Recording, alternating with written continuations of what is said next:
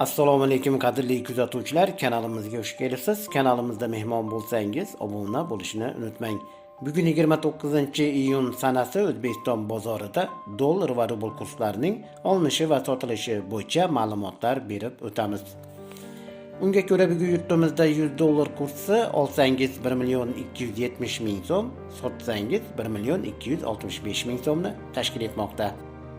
Rossiya 1000 rubl kursi olsangiz 170.000 so'm, sotsangiz 150.000 so'mni tashkil etmoqda.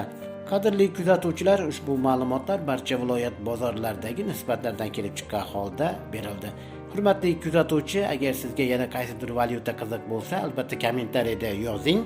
Keyingi efirlarimizda buni albatta inobatga olamiz. E'tiboringiz uchun rahmat. Salomat bo'ling.